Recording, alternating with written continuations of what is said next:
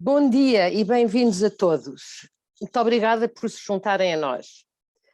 O Prelúdio Digital é o título que foi dado a este webinar, que é organizado pela PCPT, ao abrigo do Programa Operacional da Região Norte e no âmbito do projeto PAC Green, portanto, Programa de Apoio à Qualificação para o Green Deal no setor AEC, Arquitetura, Engenharia e Construção. Prelúdio como aquilo que precede, como aquilo que antecede o princípio de algo a que nós vamos agora, no qual vamos participar, portanto, o princípio de alguma coisa. O meu nome é Teresa Presas, sou colaboradora da Magellan, a entidade que apoia a PCPT na organização deste evento.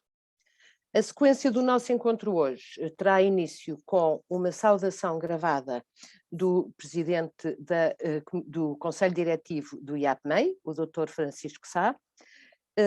Seguir-se-á uma apresentação da engenheira Rita Moura sobre enfim, ela vai dizer, mas portanto é sobre este projeto, digamos. O Dr. António Lorena vai recordar-nos os aspectos do Green Deal que dizem respeito a este setor, e depois a engenheira Paula Trindade do UNEG e a engenheira Anabela Carvalho da ANI irão discutir sobre compras públicas ecológicas e financiamentos europeus. No fim, vamos abrir o debate aos participantes. Portanto, eu queria então começar por ouvir o Dr. Francisco Sá, Presidente da Comissão Executiva do IAPMEI, que, e muito agradecemos, nos vai dirigir uma saudação.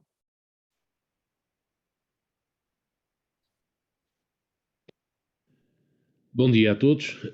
Começo por agradecer à Plataforma Tecnológica Portuguesa de Construção e ao Cluster da Arquitetura, Engenharia e Construção, na pessoa da sua Presidente, a Engenheira Rita Moura, o convite para participar neste webinar e poder partilhar convosco algumas reflexões num tema que nos é, ou pelo menos deve ser, muito caro a todos nós. E também por dar os parabéns pelo projeto PAC Green e pela aposta na dinâmica das suas empresas para que de forma consistente e qualificada se preparem para os grandes desafios do Green Deal.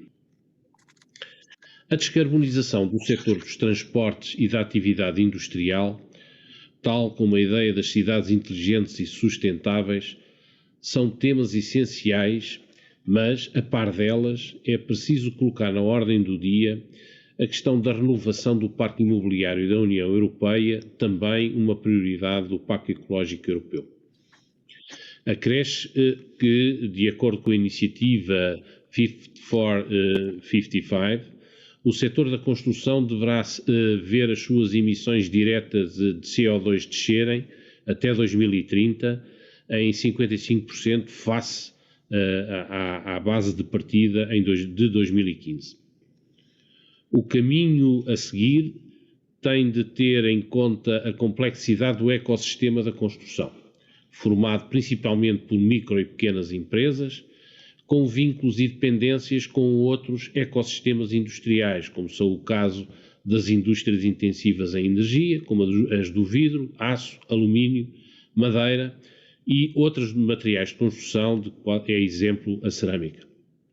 Em linha com os objetivos da União Europeia e tendo em conta a sua posição geográfica, Portugal assumiu o compromisso de atingir a neutralidade carbónica até 2050, pela via da descarbonização e da transição energética, social e económica. A estratégia de Portugal para a próxima década neste domínio assenta, por um lado, em opções de política pública e, por outro, em potenciar sinergias, como sejam promover a adoção de novos processos industriais mais sustentáveis e eficientes do ponto de vista energético, apoiando a descarbonização da indústria. Promover a investigação e desenvolvimento de novos materiais, novos produtos e serviços, melhorando a abordagem ao ciclo de vida dos produtos. Potenciar a implementação do Plano de Ação para a Economia Circular, promovendo o desenvolvimento de produtos sustentáveis.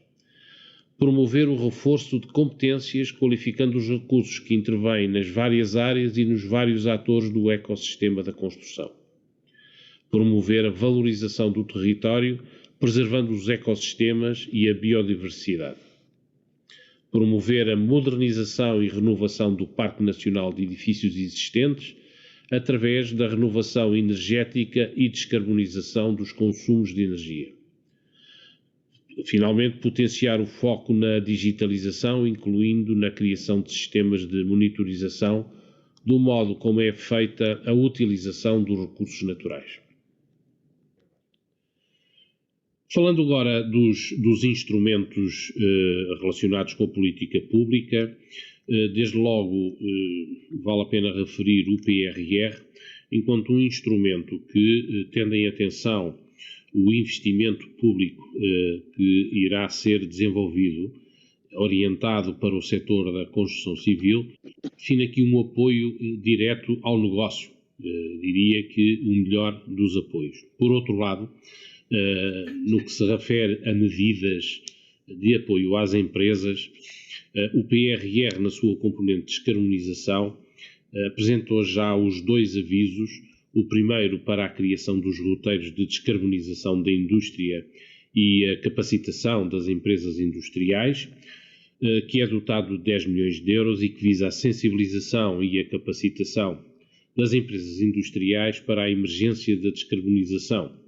E, por outro lado, o aviso relativo ao sistema de incentivos de apoio à descarbonização da indústria, neste caso apenas a indústria transformadora e extrativa, e que é dotado de 705 milhões de euros e que visa apoiar a indústria de suporte ao setor da construção, nomeadamente no desenvolvimento de novos processos, novas tecnologias, novos produtos e serviços de baixo carbono, na adoção de modelos de economia circular, na dinamização de polos de inovação e na criação de novos modelos de negócio de forma abrangente. O próximo quadro financeiro plurianual, como é conhecido, Portugal 2030, integra o Programa para a Ação Climática e Sustentabilidade, que visa a transição climática e vai procurar dar meios de resposta ao desafio da transição energética e ações que promovam a biodiversidade e a sustentabilidade dos recursos. Neste caso, é a nossa expectativa com uma abrangência maior do que a medida do atual PRR. Finalmente, e neste aspecto vale a pena referenciar também o programa dirigido às agendas mobilizadoras, onde o setor da construção aparece com diversos projetos bastante interessantes e que temos a expectativa que possam seguir o seu caminho numa perspectiva de alterar os aspectos essenciais do setor e da nossa economia em termos gerais. Os desafios são significativos e no IAPMEI continuamos a trabalhar para que as empresas tenham as melhores condições para aproveitar estas oportunidades e, essencialmente, para as apoiar na definição e operacionalização das melhores estratégias de resposta aos constantes desafios num contexto de acrescida imprevisibilidade e exigência. Termino desejando que esta sessão seja, para além de útil, inspiradora para todos vós. Desejo-vos um bom dia de trabalho e muito obrigado pela vossa participação. Muito obrigada, Dr. Francisco Sá. Fez-nos aqui uma viagem, um apanhado sobre o ecossistema da construção e a sua cadeia de valor, as sinergias entre diversas políticas e objetivos tendentes à descarbonização da economia e do país. Também nos falou sobre os instrumentos para apoiar essa transição para a descarbonização. São temas que vão ser desenvolvidos ao longo deste encontro. Vou passar agora ao Dr. António Lorena. Houve aqui uma pequena alteração na sequência e, portanto, agora vai ser o Dr. António Lorena que nos vai falar sobre os aspectos do Green Deal que têm um impacto sobre o setor que nos interessa. O Dr. António Lorena tem mais de 13 anos de experiência nas áreas de política pública, economia circular e gestão de resíduos. É Managing Partner da 3Driver desde 2016, uma empresa de consultadoria ambiental onde é responsável pelos projetos de natureza estratégica e política. Coordenou mais de 40 projetos nestas áreas, onde se destacam a revisão do Plano Nacional de Gestão de Resíduos e a Estratégia Nacional para o uso eficiente de recursos. É também um dos autores da Agência Nacional de Investigação e Inovação 2030 para a Economia Circular. Portanto, António, a palavra é sua.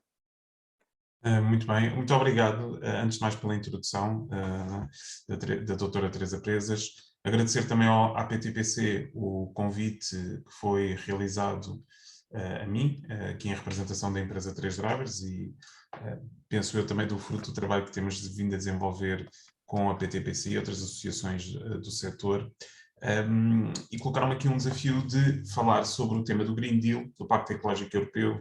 Eu vou usar as duas designações, a portuguesa e a inglesa, e peço desculpa por isso, mas desafiaram-me para falar sobre este tema do Pacto Ecológico Europeu e como é que ele se interliga com o setor AEC. Também talvez por aqui, por alguma simplicidade, vou falar em construção, mas na verdade, quando falamos de construção, estamos a falar do setor AEC. Eu vou só colocar aqui, dê-me só um segundo para projetar a apresentação. A minha apresentação eu vou tentar ser o mais eficiente possível, ou seja, focar aquilo que parecem ser os temas mais relevantes que decorrem do Pacto Ecológico Europeu. Do temas daria aqui muita margem para falarmos e discutirmos vários pontos específicos, principalmente em termos de políticas europeias, mas eu vou-me tentar concentrar naquilo que são as consequências ou aquilo que tem sido o follow-up do Pacto Ecológico Europeu. O Pacto Ecológico Europeu, como a maior parte de vocês saberão, foi lançado, depois de um período longo de discussão, foi lançado em 2019 e, no fundo, cimenta aquilo que era o compromisso, ou que é o compromisso da União Europeia para uma transição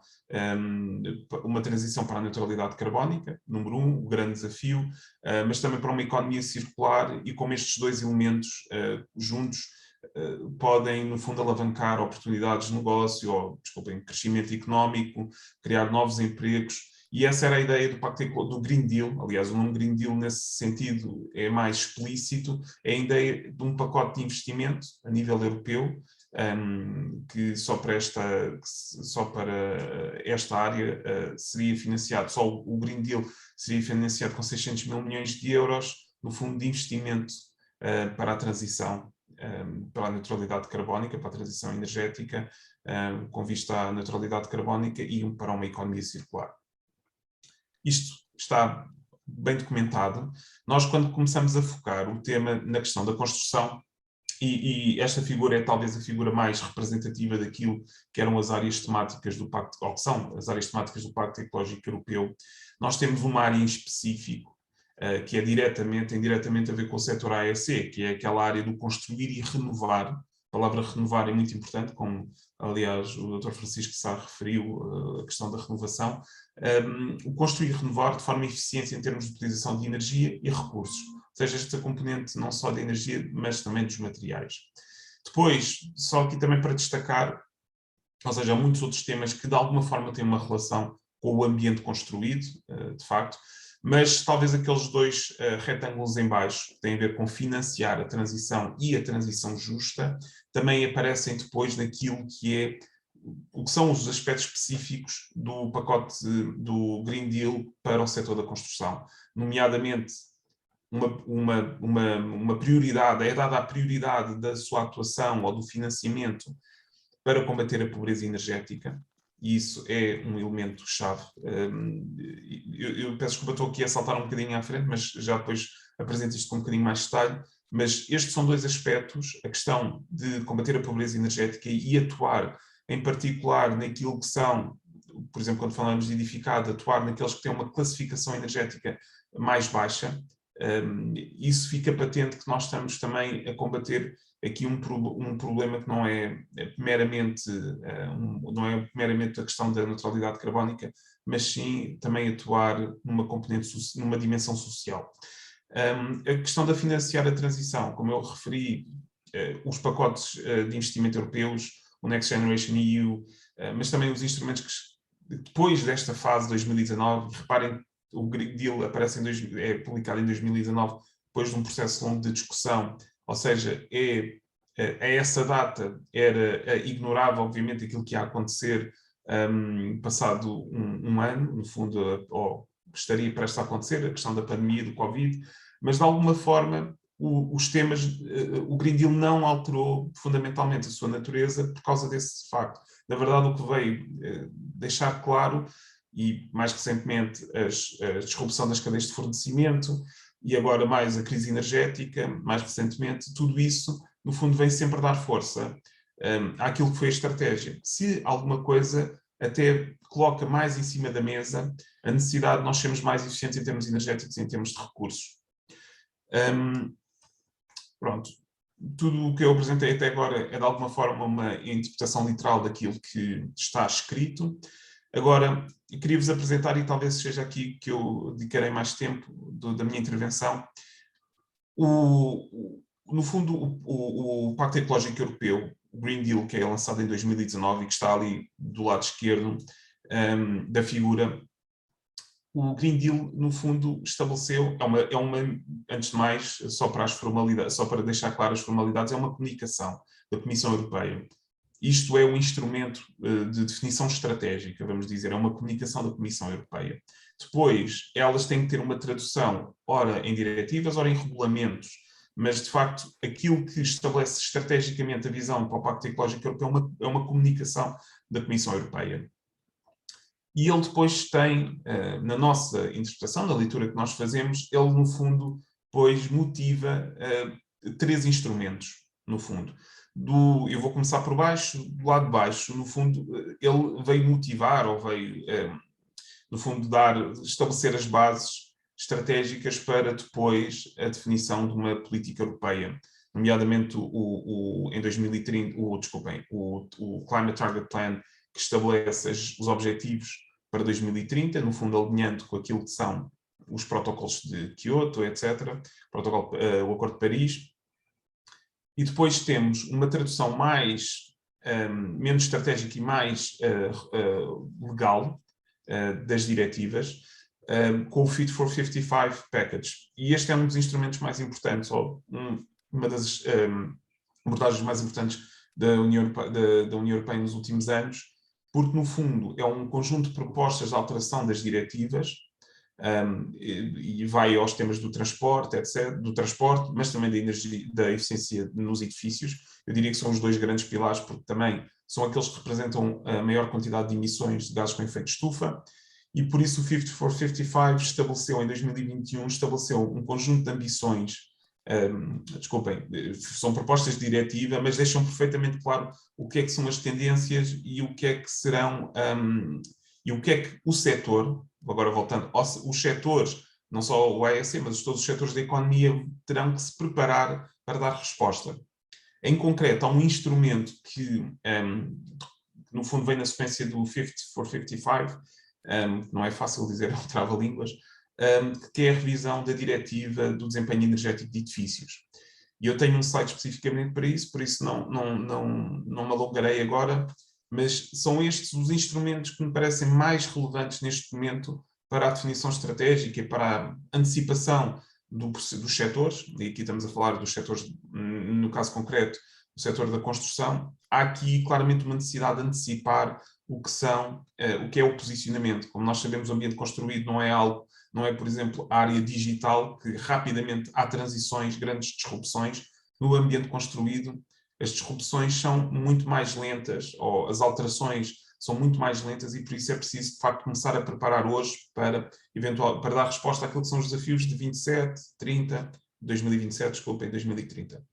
Focando na parte de cima deste garfo, temos o Plano de Ação da Economia Circular em 2020, e que no fundo também vem na sequência do Green Deal. Um ponto importante é que este Action Plan, o CEAP, que é o Circular Economy Action Plan, ele veio estabelecer também a necessidade da Comissão Europeia propor uma estratégia para o ambiente construído sustentável.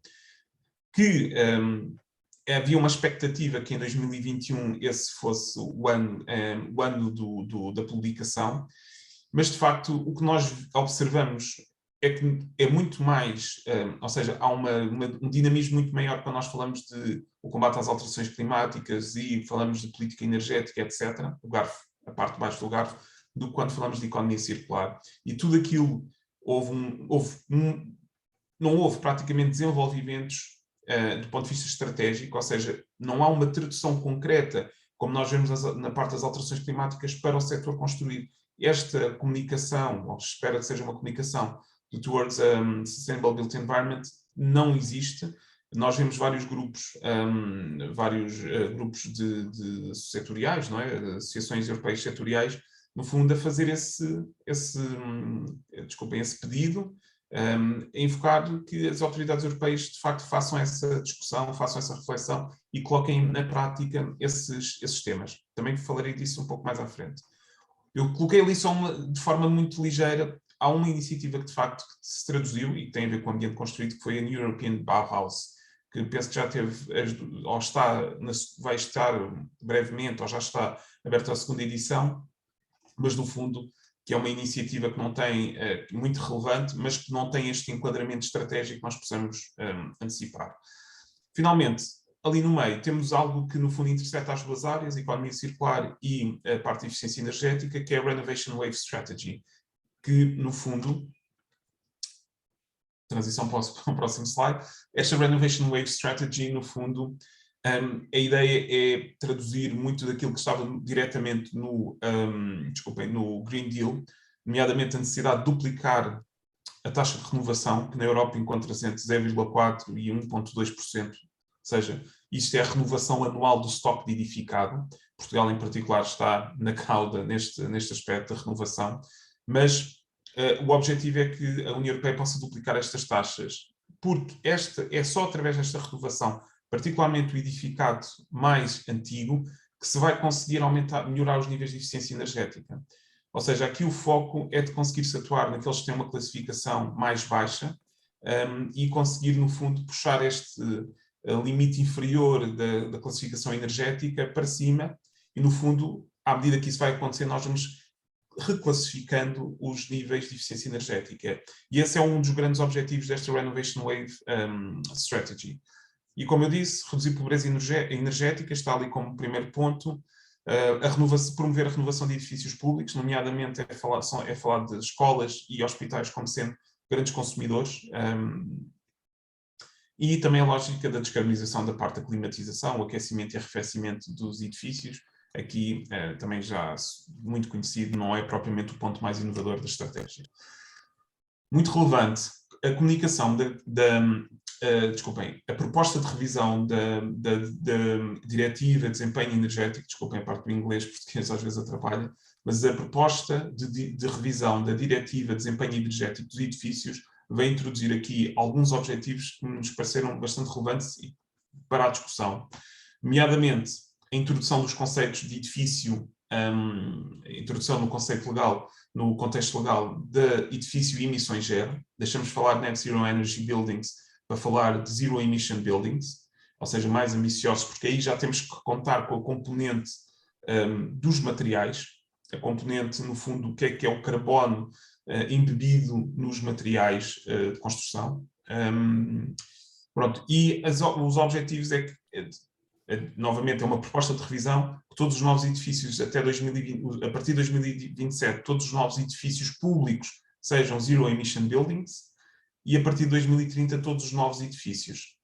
Isto coloca uma pressão enorme no setor AEC, não só nos projetistas, na concepção dos edifícios, porque temos que melhorar a climatização passiva, temos que discutir que tipo de materiais é que estão a ser utilizados, incorporação de materiais de base biológica, que no fundo fazem o sequestro de carbono, e tudo isto os materiais que são incorporados, típicos de uma construção como a nossa, o aço, os metais, aço, ferro, o cimento, a cerâmica, todos esses são materiais com pegadas de carbono relativamente elevadas, ou seja, são setores com bastantes emissões de CO2, e existe uma pressão enorme para esses setores conseguirem fazer o caminho da descarbonização para se manterem, no fundo, dentro deste enquadramento dos Zero Emission Buildings. Outro ponto importante é esta questão do investimento da renovação, ou seja, pacotes de investimento especificamente para os edifícios com a classificação mais baixa, e, no fundo, garantir 15% do edificado com pior desempenho, que é a definição da classe energética G, que todos esses edifícios sejam renovados e que permita dar um salto em termos de classificação energética. E sucessivamente ir empurrando para cima este limite inferior da classe G. E também muito importante, a partir de 2030, todos os edifícios, além do certificado energético, devem ter uma métrica, um indicador do Global Warming Potential. Eu aqui, só para a gestão do tempo, se calhar vou passar este slide. É melhor, António. Obrigado, Teresa. Eu estava aqui atento à reação da Teresa. Mas sim, mas só para dizer que isto é um tema que está em aberto, espera-se que venha a haver alguns desenvolvimentos, particularmente importante esta questão do regulamento dos produtos de construção, que se espera que poderá ter uma revisão de forma a incorporar taxas mínimas de material reciclado em alguns produtos. Muito rapidamente, em jeito de conclusões, aquilo que nós podemos dizer, ou que identificamos aqui como importante para o setor antecipar, a concepção de edifícios tem que ser alterada de forma a introduzir todos estes conceitos que nós temos estado a falar. Não bastará colocar painéis de águas quentes ou fotovoltaicos, não será suficiente, é preciso incorporar todas estas alterações de conceito. Edifícios de emissões zero, temos que utilizar materiais, vamos ter que reduzir a pegada dos materiais que hoje utilizamos, e em Portugal, em particular, há setores que estão muito empenhados a fazer este caminho de redução da pegada de carbono dos seus produtos, e também a questão do aumento da incorporação de produtos à base biológica, biomassa. Eu uso aqui o termo de forma um bocado grosseira, mas o aumento da biomassa nos edifícios, no fundo, porque atuam como sequestro de carbono e permitem fazer o offset, ou seja, a compensação dos outros materiais que nós não abdicaremos ou não conseguimos abdicar e que têm ainda algumas emissões. E esta ideia das métricas ambientais terem que se infiltrar, e eu usei ali a palavra, está em itálico de propósito, infiltrar, ou seja, temos que conseguir que desde o dono de obra, ou o promotor, o construtor, o projetista, toda a cadeia tenha as competências e as capacidades de fazer este tipo de avaliação ambiental, perceber o que é que são as pegadas de carbono, etc., para, no fundo, nós conseguirmos, nos contratos públicos, nas especificações, etc., nos cadernos de encargos, etc., nós conseguirmos ir consubstanciando aquilo que são as orientações europeias, porque senão o que vamos acabar por ter são regras que nunca serão aplicadas, e isto não pode ser só à base da fiscalização, porque é uma coisa que é tão pervasiva para todo o setor, que tem que ser pervasiva para todo o setor, não poderá ser depois deixada só à fiscalização. Muito bem, termino aqui. Peço desculpa pela demora, Teresa, por favor. Não, muito obrigada, António. Eu vou, como já estamos com a alterar um bocadinho a sequência agora deste encontro, eu vou-lhe fazer uma pergunta que nos chegou agora, e roubamos um pouco de tempo às perguntas no fim, mas talvez seja uma pergunta que esteja na ponta da língua de muitas pessoas e de muitos participantes. Portanto, é sobre a situação que nós vivemos atualmente. Portanto, a guerra da Ucrânia mostra de facto uma escassez que vai continuar a existir durante uns tempos de gás natural e petróleo. Não será isto uma ameaça não vai isto, digamos, não será uma ameaça para a transição para as energias renováveis em Portugal? Não será isto um desaceleramento? Certamente. Vamos lá ver, temos dois lados. Sim, certamente, porque muitas das matérias necessárias, mas não é só do momento atual em que nós vivemos. Os custos, por exemplo, do solar PV, dos painéis fotovoltaicos, que no fundo sustentavam muitas das políticas energéticas, porque o baixo custo do solar PV permitia tornar mais viável muitas outras tecnologias de produção, por exemplo, de gases renováveis. E nós já vimos nos últimos anos, mesmo antes de estarmos agora a assistir a esta situação, víamos um aumento do custo dos painéis fotovoltaicos. E temos No setor da construção em particular, isto é muito mais sentido, ou seja, o aumento dos custos com produtos de construção, seja o aço, etc. Ou seja, naturalmente, o imperativo económico vai fazer com que seja mais caro construir. Aliás, o contacto que nós temos em todos os níveis, todos os stakeholders da área de construção dizem-nos isso. Há obras que não vão avançar, precisamente por causa, obras públicas, privadas, que não avançam por causa da escalada dos preços dos materiais. O lado, eu vou dizer positivo, mas com aspas, desculpem, o lado positivo é que de facto isso torna ainda maior a necessidade de investir na renovação, porque o parque edificado, ou seja, as pessoas querem continuar a procurar casas, precisam de escritórios para trabalhar, etc. A necessidade de nós apostarmos na renovação do estoque edificado existente vai ser ainda maior. E aí a pegada de material, ou seja, aquilo que nós precisamos de colocar nos edifícios, é mais reduzido. Alguns dos materiais que nós poderemos, no fundo, abdicar nesta parte da renovação. Agora, isto depende muito das situações específicas, mas eu acho que em tempos de crise que nós muitas vezes conseguimos ser inventivos, nós, estou aqui a dizer, os setores conseguem ser inventivos e trazer novas soluções e conseguir desbloquear, por exemplo, o que é o custo de uma matéria-prima muito cara.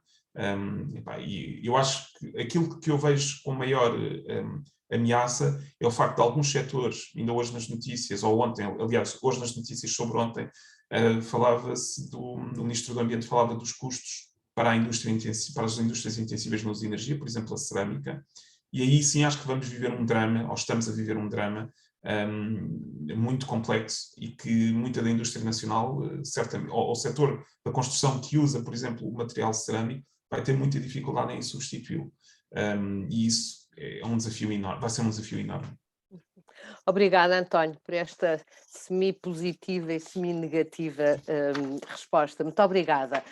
Vou dar as boas-vindas à engenheira Rita Moura, que nos vai agora falar sobre o PAC Green, de que falávamos no início. A engenheira Rita Moura é licenciada em Engenharia Civil pelo Instituto Superior Técnico da Universidade de Lisboa e é atualmente diretora de Inovação da Teixeira Duarte, Engenharia e Construções. É presidente da PTPC, Plataforma Tecnológica Portuguesa da Construção, e o cluster AEC, Arquitetura, Engenharia e Construção, presidente do Conselho de Administração do Laboratório Colaborativo Build Collab, membro permanente do Conselho de Administração da parceria Build for People, do Horizon Europe, membro do Conselho Estratégico do ENCOR, European Network of Constructions for Research and Development, membro do Steering Committee da ECT, European Construction Technology Platform, entre outras organizações relacionadas com o setor AEC. A engenheira Rita Moura é docente convidada em cadeiras de licenciatura, cursos de pós-graduação, mestrados no Instituto Superior Técnico, entre outros, com mais de 50 artigos técnicos publicados na imprensa nacional e internacional. Engenheira Rita Moura, a palavra é sua. Ora, muito bom dia a todos e pronto, e aqui cabe-me um pouco fazer aqui uma introdução disto que é o nosso projeto PAC Green, um projeto da maior importância para a PTPC Cluster AEC. E pronto, e pegando aqui de facto no desafio de falarmos um pouco do Pacto Ecológico Europeu, ele será financiado por 1/3 dos 1,8 bilhões de euros de investimento do Plano de Recuperação do Next Generation EU e pelo orçamento da Comissão Europeia para 7 anos.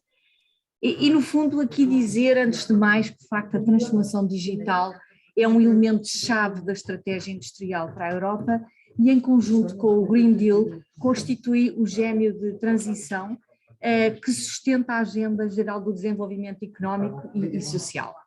Pronto. De facto, o que é que acontece? Resolvemos avançar com este programa de apoio à qualificação para o Green Deal, para as empresas, especialmente PMEs do setor da construção em Portugal. E, de facto, este Pacto Green visa, efetivamente, melhorar a competitividade destas PMEs através da sua qualificação para o desenvolvimento da eco-inovação e de novos produtos e serviços que antecipam e respondem a exigências futuras. Portanto, no fundo, as ações a desenvolver irão produzir e disseminar os impactos do Green Deal no setor, antecipar e contribuir para a definição de critérios de compras públicas e ecológicas e contribuir para a cooperação e competição entre PMEs. Portanto, tem como objetivos, naturalmente, aumentar a notoriedade e a competitividade empresarial do setor, atraindo novos talentos e mais inovação para o setor nestas áreas, potenciar externalidades positivas do projeto nas entidades do setor AEC, principalmente as localizadas na região norte, já que este projeto é financiado pelo Norte 2020. Peço, por favor, que passem para o segundo slide. No fundo, também produzir e disseminar informações relacionadas com o impacto, os impactos do Green Deal no setor AEC, naturalmente que teremos que atualizar face às alterações que agora se constatam, e a doutora Teresa já avançou isso, e naturalmente o nosso projeto irá ter em consideração esta nova situação, que é uma situação que tem muito a ver também com o Green Deal, como foi dito, e portanto teremos que nos saber posicionar para também dar uma resposta o mais positiva possível a uma situação que é crítica. Digamos assim, antecipar e contribuir para a definição dos critérios da contratação pública e ecológica, tomando em consideração as capacidades e desafios da nossa oferta, e portanto há aqui um longo trabalho a fazer, juntamente com as entidades públicas e com as empresas, e de facto conseguirmos potenciar que, digamos, que a compra pública verde, inovadora, e numa análise custo-benefício, digamos assim, seja, digamos assim, promovida através deste projeto. Contribuir para a cooperação e competição em torno de novas soluções através da realização de diversas ações de interação. Pode passar, por favor? E pronto, e temos aqui como uma primeira ação esta em que estamos hoje, precisamente, o Prelúdio Digital, um webinar de lançamento do projeto para a apresentação do PAC Green e sensibilização dos stakeholders para as temáticas relacionadas com o Green Deal. E no fundo é isso, é pedir-vos que acompanhem este projeto, que seja uma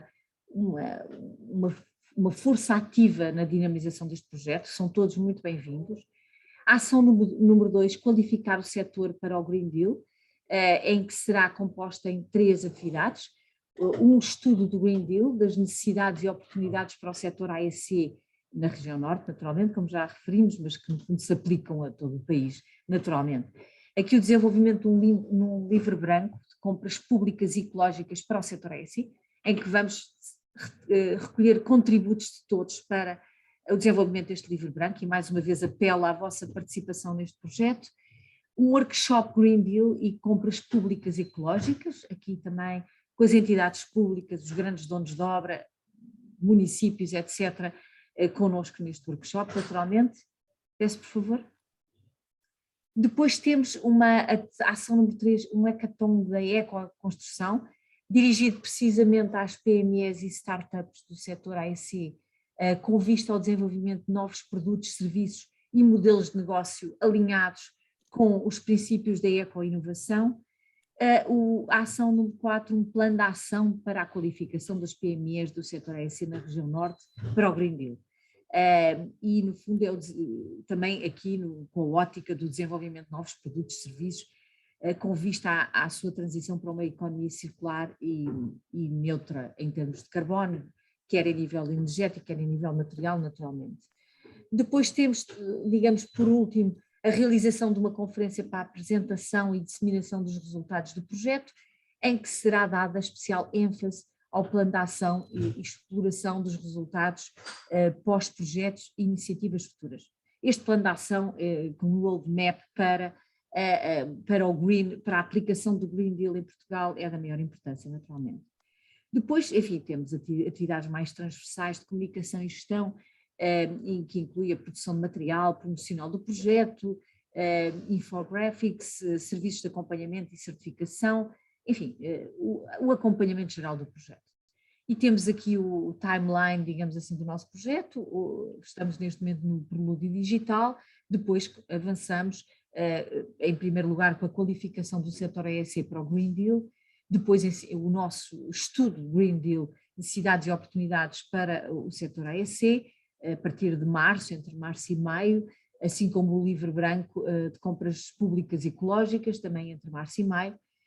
Depois os workshops depois da conclusão destes trabalhos, em junho, e que peço que acompanhem naturalmente, e o Hecatombe da Construção, portanto, entre julho e outubro, e por último, então, o output mais estruturante de todo este projeto, que é o plano de ação para o Green Deal, em que vamos ter um roadmap de iniciativas muito estruturantes para o setor AEC e, como disse, incorporando estas novas situações que acontecem e que nós vamos ter que rever e vamos ter que incorporar, e por último, novembro e dezembro, o IPU deste projeto.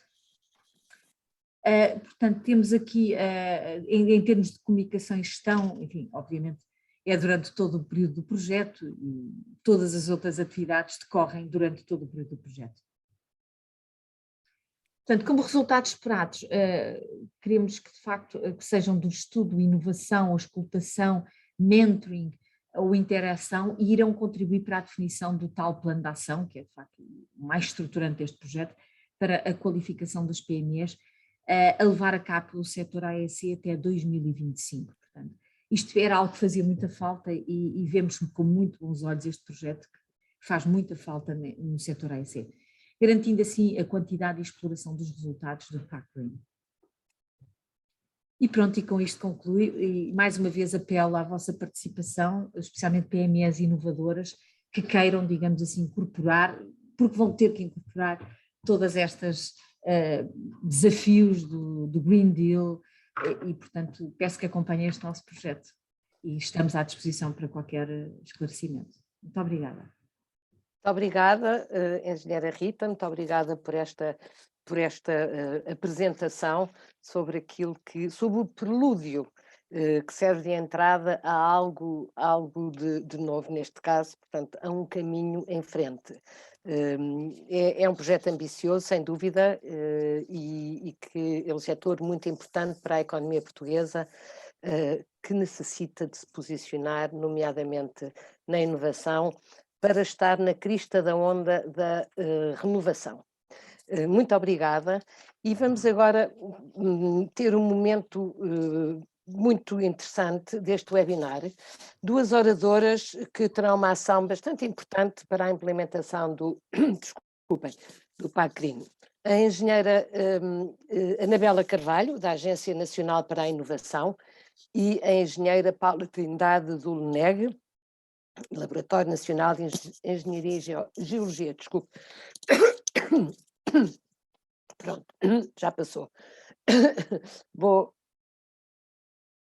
apresentá-las as duas. Portanto, a engenheira Anabela Carvalho tem doutoramento em Ciências do Ambiente na Universidade de Aveiro e chegou à ANI, a Agência Nacional para a Inovação, em 2019, onde foi coordenadora da Unidade de Redes Internacionais.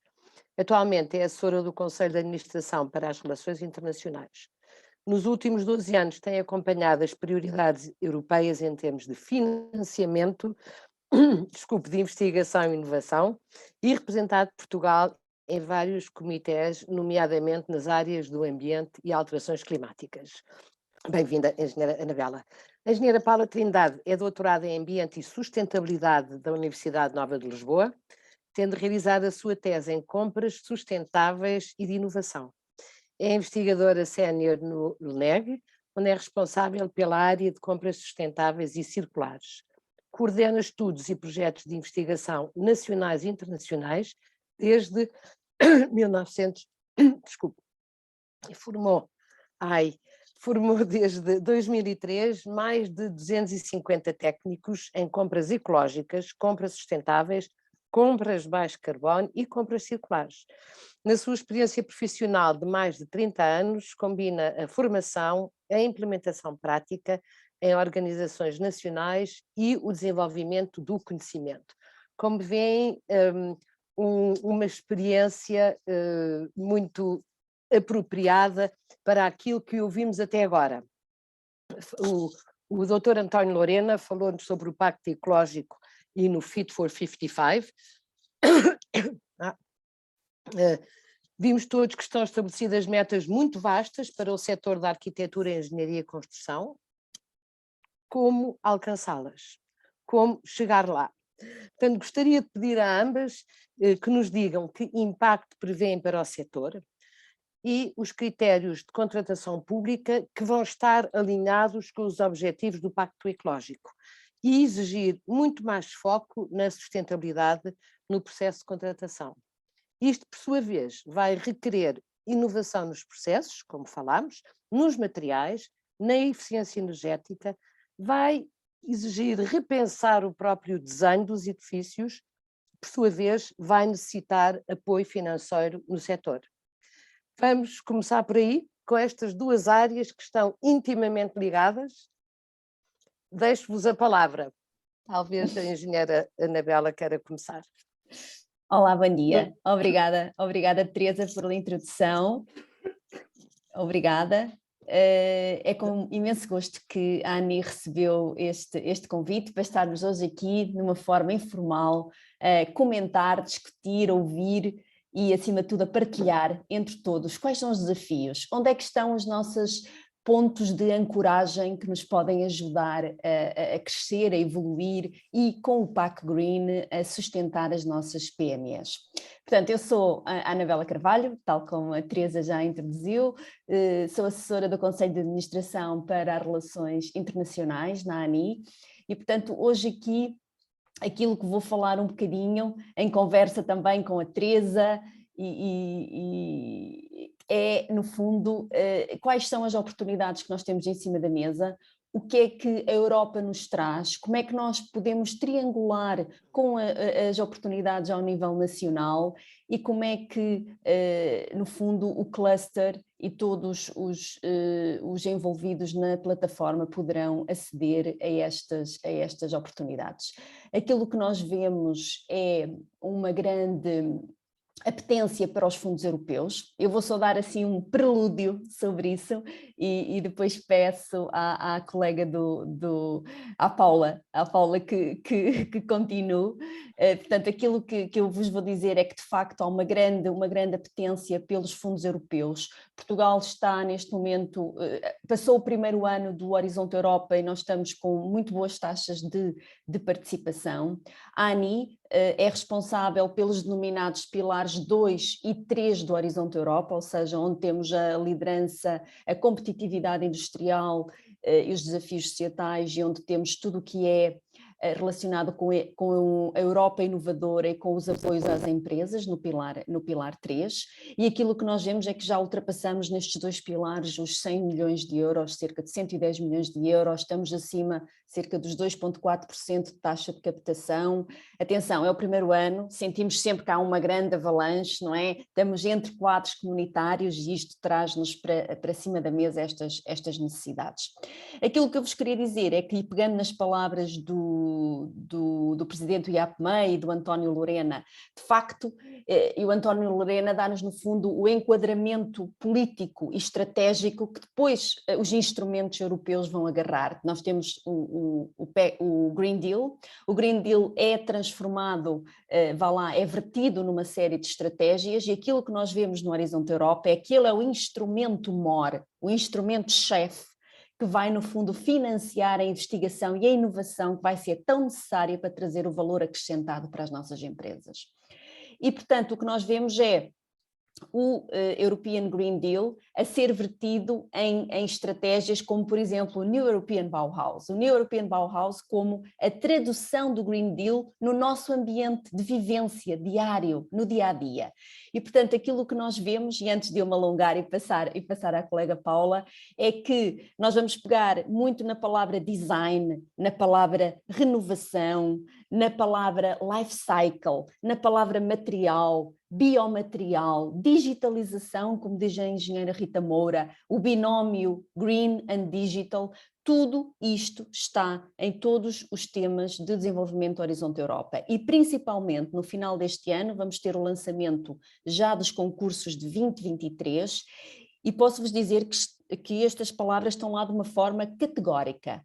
clara, completamente clara, desde o cluster da cultura ao cluster da bioeconomia, onde, portanto, como dizia o António Lorena, temos que ir buscar os biomateriais, os materiais com uma baixa pegada de carbono, passando pela a missão Cidades do Horizonte Europa, passando pelas oportunidades ainda da Built for People, em que a TPC tem uma representação.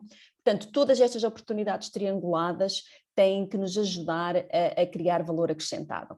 Atenção que eu gosto de ser clara numa intervenção que é: a ANI está aqui para ajudar, porque isto são muitas palavras e nós temos que as consubstanciar em alguma coisa. E, portanto, nós estamos aqui para ajudar a entender as palavras e a perceber alguns caminhos onde nós possamos ser úteis. E agora passo a ponte para a Paula e depois voltarei quando a Teresa pretender. Muito obrigada. Eu começo por agradecer este convite e dizer que, de facto, o LNEG tem vindo a trabalhar nesta área da contratação de compras sustentáveis, vou chamar assim do ponto de vista, de uma forma mais geral, compras sustentáveis, já desde 2001. E é com muito agrado que eu estou aqui num evento, não é, onde se fala tanto de compras ecológicas e de compras sustentáveis. Portanto, é com muito agrado que percebo que, de facto, esta é uma temática que começa a ser generalizada e a ser considerada como estratégica. E dentro desta tónica eu começo por explicar um bocadinho o que é isto das compras sustentáveis, não é? No fundo, como vimos a engenheira Rita Moura falar, nós temos aqui a questão dos critérios de sustentabilidade, não é? Os critérios de sustentabilidade que deverão ser integrados nos procedimentos aquisitivos. E isto podem ser colocados em termos de especificações técnicas, de critérios de adjudicação, cláusulas de execução do contrato, todas essas questões assim mais técnicas, não é, que têm a ver com o procedimento. Mas eu também queria chamar a atenção de que realmente as compras sustentáveis vão para além disso, vão para além de uma mera quantidade de critérios que são colocados no procedimento. Tem a ver também com a avaliação das necessidades, em primeiro lugar, porque uma entidade faz uma contratação porque tem uma necessidade e nós temos que ver muito bem como é que podemos satisfazer essa necessidade, até porventura de uma forma inovadora, não é? Depois também temos que equacionar aqui nesta questão o envolvimento do mercado, os fornecedores, como é que uma entidade tem uma determinada necessidade, vai fazer esse envolvimento do mercado para que os fornecedores possam satisfazer as suas necessidades. E já vamos ver, estas necessidades podem ser não só o cumprimento daquela necessidade que leva à contratação, mas também outros objetivos ambientais, de descarbonização, de inovação até. E depois temos, ou seja, o que é que eu quero dizer? As compras ecológicas e sustentáveis não são só um conjunto de critérios, mas são, em primeiro lugar, uma questão estratégica e que deve ser tratada ao nível estratégico de uma organização. Ou seja, quando eu vou organizar o procedimento de contratação, eu devo pensar que tipo de objetivos é que eu quero obter para além de satisfazer aquela necessidade. E é com muito agrado que eu ouvi aqui falar e fui retirando alguns objetivos. Desde logo o engenheiro Francisco Sá falou em novos produtos e serviços, novos modelos de negócio, descarbonização, eficiência energética, materiais sustentáveis ou de base biológica. E depois o engenheiro António Lorena acrescentou-lhe aqui a dimensão social, como por exemplo a promoção da criação de emprego, e, mais uma vez, disrupções, ou seja, inovação. E também aqui como um prelúdio, o meu objetivo seria depois então, numa próxima intervenção, explicar um bocadinho melhor como é que nós podemos acomodar todas estas dimensões na temática da contratação pública ou não só, atenção. Depois temos também esta dicotomia, não é? Quando falamos em termos de contratação pública, estamos a falar da administração pública, que deve dar o exemplo, não é? Deve ser quem pode acomodar inicialmente, por exemplo, eventuais até custos adicionais, etc., mas obviamente que qualquer entidade, quando faz contratação, pode e deve também considerar este tipo de preocupações. Pronto, e passava então a palavra, isto é uma bola para cá e para lá. Exatamente, exatamente. Então eu tenho aqui duas questões para as duas.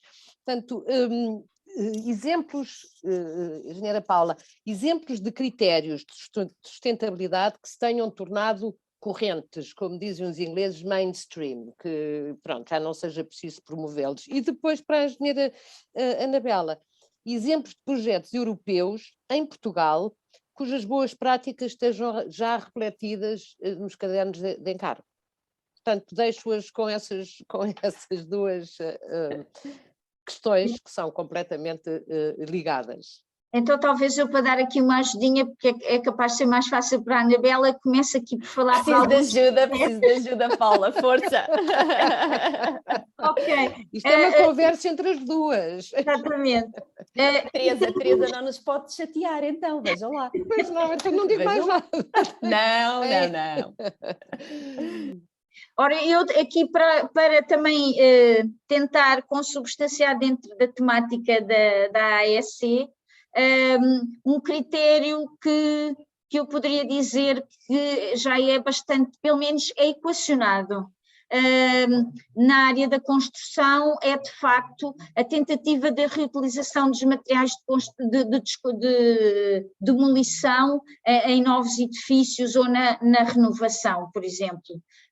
Poderia dizer que dentro desta área talvez seja aquilo que é equacionado de uma forma mais generalizada, digamos assim. Uhum.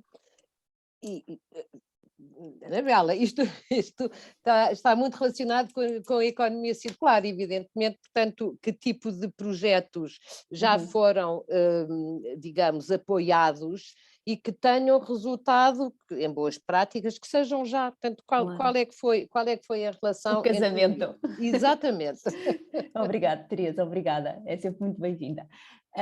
O que é que nós temos vindo a perceber, voltando um bocadinho atrás, é que todos estes critérios, nós já tínhamos no Horizonte 2020 um grande critério uma grande parte do orçamento estar alocada a climate-related issues. O que nós temos no Horizonte Europa é precisamente que cerca de 35% de todo o orçamento deve estar associado a climate-related issues. E o que é que nos aparece agora no Horizonte Europa? Que aparece evidentemente vertido também no nosso plano de recuperação e resiliência. São os chamados, e que vem do Green Deal. Lá está a estratégia, como dizia o António, alimentar a ação. Infiltrar, que é infiltrar, exatamente, é a palavra, gostei muito dessa como é que se diz? No fundo essa apropriação, não é? Das questões, que é a chamada do not significant harm.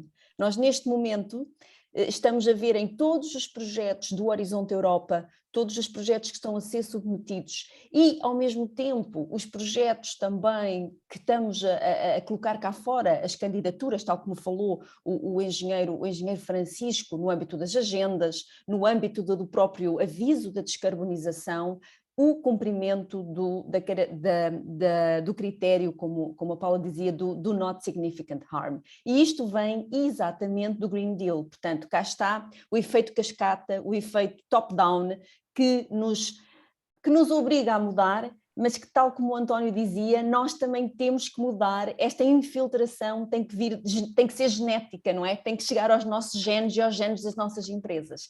E em termos de projetos, nós já temos alguns projetos, então na área da economia circular, uma série de projetos que nos dão ótimos exemplos de inovações que podem chegar ao mercado.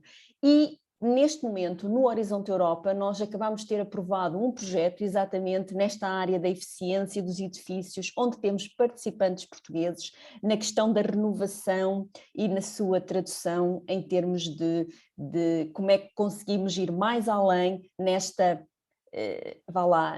classificação e como melhorar a performance energética do edifício. Portanto, nós já temos participações no Horizonte Europa nessa temática, mas o track record que vem de trás dá-nos de facto muita versatilidade em termos de quais os novos materiais que podem ser usados, em que condições, as quantidades, como fazê-lo, portanto temos bastante participação nessa área.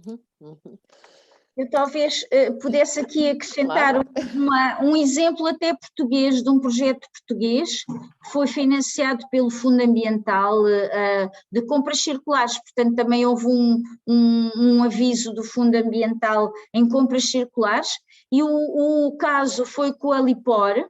Era um edifício pequeno, era um edifício que era um edifício já existente que ia ser aumentado, e portanto aquilo que se fez foi um edifício, uma parte do edifício ia ser demolido e depois ia ser acrescentado, e aquilo que se fez foi trabalhar desde logo com os projetistas, para tentar, em primeiro lugar, reduzir o consumo energético do novo edifício, reutilizar os materiais de demolição, como por exemplo havia uma base de cimento, porque era um edifício pré-fabricado que ia ser destruído, e portanto essa base de cimento, tentar incorporar o cimento no novo edifício.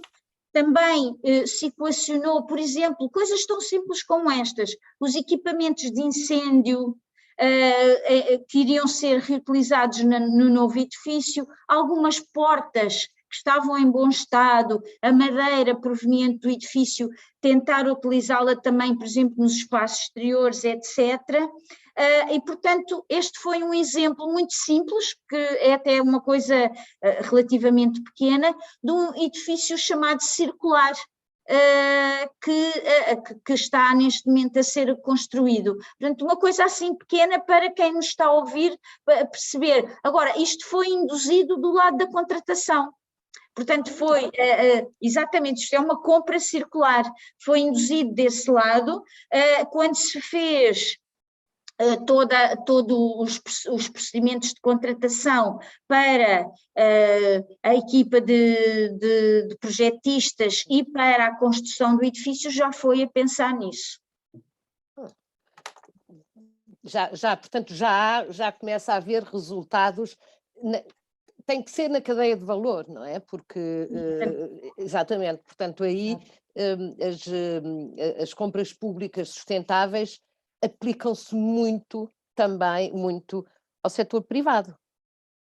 Não é? Sem O setor dúvida, privado e como é que tem alguma expressão, como é que é bem recebido, porque evidentemente há mais encargos, há mais custos, e já vamos falar na formação, há toda uma, digamos, uma inovação em várias áreas que gera, evidentemente, custos também. Portanto, como é que isso é percebido na cadeia de valor? E se há também, enfim, apoios aí? Não sei, se calhar começo mais uma vez por partir assim de exemplos, para depois a Anabela pode complementar em termos de financiamento. Mas nós temos aqui uma questão que é, no fundo, há custos por vezes, não é? Obviamente, mas tudo depende da perspectiva. Se nós estivermos a pensar, por exemplo, na construção de um edifício, e se esse edifício tiver que ter requisitos, vamos pensar, um edifício bioclimático, energeticamente eficiente, pronto, pode ser de facto mais caro, mas se eu considerar não só a fase de aquisição, a aquisição, os custos de investimento inicial e considerar também a fase de manutenção e de operação do edifício, aí já vai ser uma perspectiva totalmente diferente. De facto, no fim, se considerar essas várias fases, até pode ser mais barato, porque inicialmente a construção, ou seja, o investimento de compra é maior, mas depois, durante a fase de manutenção e de operação, eu vou, por exemplo, consumir menos energia, vou ter menos problemas de manutenção, etc. E, portanto, nesse ponto de vista, até pode ser mais barato. Qual é o problema do ponto de vista das entidades que fazem a contratação? É que os orçamentos não estão... Eu, quando tenho um orçamento para comprar, é diferente do orçamento depois para manter o edifício, não é? E temos este problema da alocação de orçamentos. Depois, do ponto de vista das entidades privadas, não é? Digamos assim, elas próprias também fazem aquisições. Aqui é muito mais fácil para elas incorporarem requisitos de sustentabilidade, porque não têm que cumprir com o Código da Contratação Pública, que, portanto, o Código da Contratação Pública existe para dar a igual oportunidade a todos os concorrentes, também entre países, Estados-membros, etc. As entidades privadas, quando fazem contratação, não têm que cumprir com o Código. Portanto, nesse aspecto tem maior liberdade e em termos de, no fundo eu acho que o que a Teresa queria perceber era, em termos de operacionalização em Portugal, qual é o estado, não é? Eu diria que tanto no setor privado como no público estamos numa fase em que existem muito bons exemplos. Existem entidades que já fizeram um caminho muito interessante e que têm já uma curva de aprendizagem bastante grande em termos de compras sustentáveis, tanto no privado como no público. O que é que falta? Generalizar, levar isto a todas as entidades, não é? É isso que nos está a faltar. E pronto, daqui então passo novamente a bola. Acho que ficamos com a palavra infiltrar, infiltrada no nosso prelúdio. Exatamente. Não é, Teresa? Exatamente. Salve seja. Então, se vamos pensar para a Anabela, a contratação pública é muito, pronto, tem muitas áreas relacionadas com o setor da construção, da engenharia e da arquitetura. Os edifícios, eficiência energética, os materiais inovadores e mesmo, como eu dizia há pouco, mesmo o design mesmo, portanto, que vão resultar depois dos contratos de contratação. A minha pergunta era, já que isso implica muita inovação, portanto, novos materiais, processos de reciclagem, eficiência energética, tem havido muitas candidaturas ou consórcios em que estejam infiltrados passos e fases da cadeia de valor da construção. Percebe? Quando há uma candidatura para novos materiais, assim, tem em atenção o setor de construção, pronto, digamos que tem isso em foco, ou é novos materiais para, que eu sei, automóveis ou têxteis, não é? Têxteis, exatamente. Exato.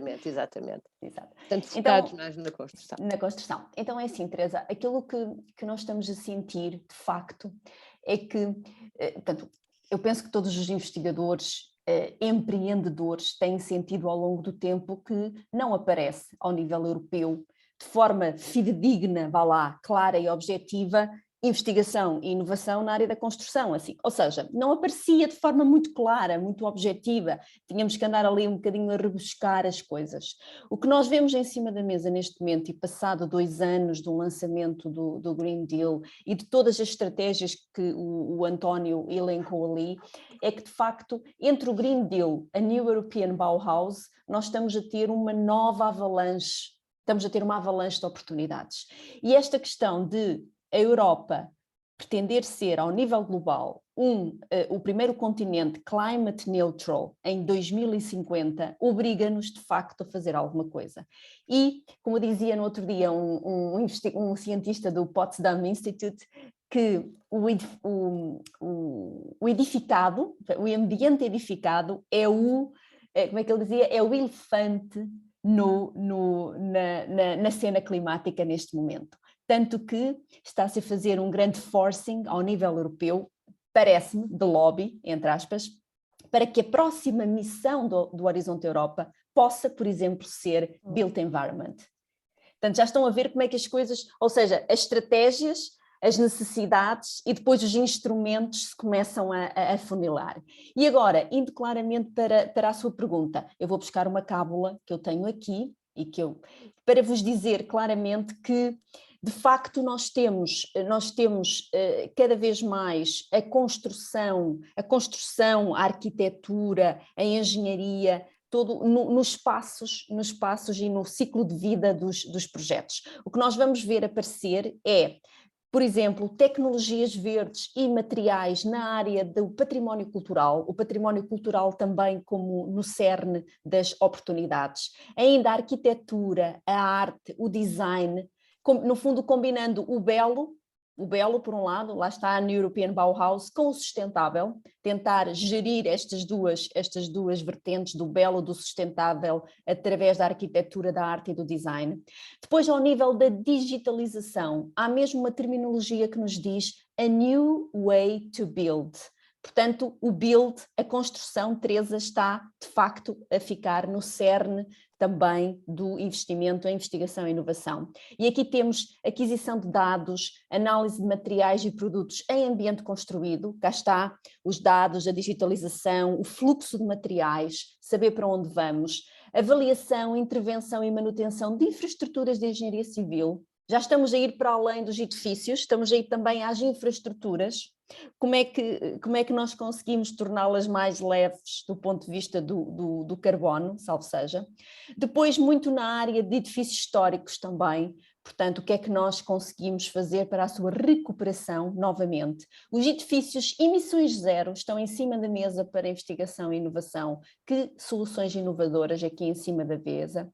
Ainda tudo o que seja renovação, no fundo, fluxos circulares na renovação, a robótica e soluções autónomas para o ambiente construído e, claro, o design. Design para a adaptabilidade, para a reutilização, para a desconstrução de edifícios existentes. Portanto, muito edificado existente com um grande enfoque. E depois passamos um bocadinho para toda a parte de bio, e aí falamos muito em sustainable housing, em zero pollution bio-based materials, portanto toda a parte da biomassa como nos posicionou o António. Uma outra questão no ambiente construído são as infraestruturas verdes, e nós vamos ver um grande enfoque na questão das nature-based solutions, os nossos edifícios e o nosso edificado, e a questão de abrangermos aqui os Positive Clean Energy Districts. Portanto, temos aqui uma avalanche, se eu posso dizer, uma avalanche de keywords, não é? São muitas palavras, mas, portanto, aquilo que eu vos queria deixar é que na ANI tentamos trabalhar estes assuntos convosco, com as PMEs, com as plataformas, com os collabs, no sentido de broker, e portanto estamos aqui para ajudar a melhor entender as candidaturas e a nos posicionar naquilo que conseguimos e, claro, naquilo que fazemos em parceria, colaboração. Exatamente, isto são tudo palavras, a Anabela infiltrou-se, tal como a Paula infiltrou-se no meu pensamento, são tudo palavras-chave que eu gostaria de voltar. Só queria fazer um ponto, talvez algum dos participantes queira fazer perguntas, às quais responderíamos já ou depois, temos ainda bastante tempo, mas gostava de incentivar os participantes a participarem também nesta conversa que é fascinante, que é muito interessante. A Anabela falou já várias vezes no Bauhaus, que é de facto uma nova abordagem política, enfim, não é obrigatório, evidentemente, mas de alguma maneira tem aqui muitas nuances políticas. Isso torna, eu acho que isso torna o setor da construção, que é outro tema que eu gostaria de trazer depois, cada vez mais nobre, não é? Porque toca em tantas coisas, na sustentabilidade demográfica, no belo, no ambiente, na coesão territorial, nas cidades, em tantos aspectos que de alguma maneira também vão ao encontro do cidadão, não é? E eu aqui tinha várias perguntas, mas a primeira que é para a Paula. Portanto, esta abordagem do belo, não é? Haverá algum, ou está previsto algum critério que, que infiltre os critérios da contratação pública, que tenha a ver mais com o aspecto exterior, com o belo, com o tornar o ambiente mais, encorajar um ambiente, este aqui é o ambiente vivido, construído, habitado, mais inspirador, mais, está prevista alguma iniciativa nessa área?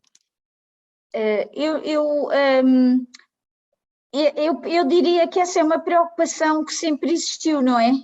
E que está para além da parte da sustentabilidade, mas lembro-me, por exemplo, de um caso que até já tem alguns anos, da Câmara de Barcelona, em que eles tinham um espaço que estava a ser renovado, um espaço público, que fizeram, por exemplo, o envolvimento dos próprios cidadãos para ver o que é que eles gostariam que aquele espaço representasse, e acabou por ser até um espaço, os cidadãos queriam um espaço muito natural, e eles colocaram à concorrência, portanto fizeram um procedimento de contratação com ideias novas para aquele espaço.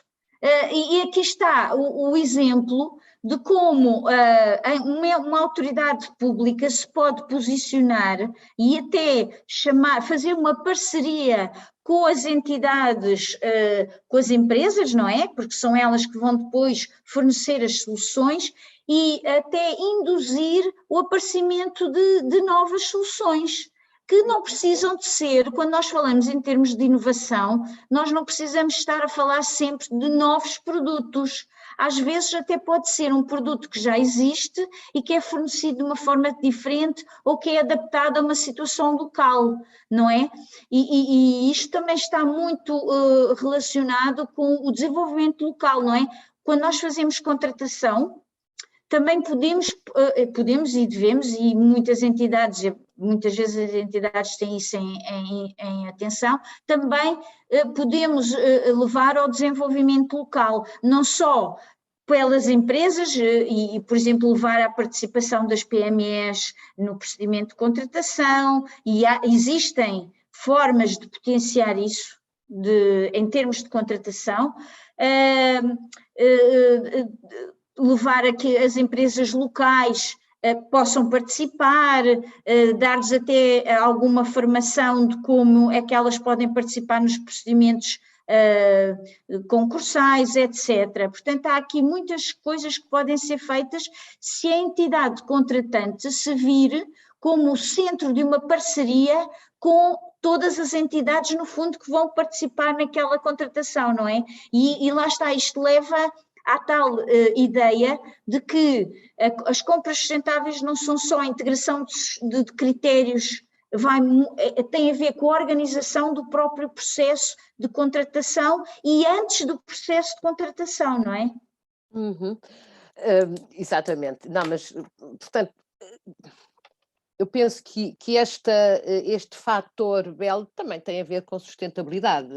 Eu percebo, é uma coisa muito mais subjetiva, mas tem a ver com sustentabilidade, tem a ver com pessoas, não é? Portanto, mas percebo muito bem que seja muito difícil de ter critérios, talvez critérios de integração num certo ambiente, enfim.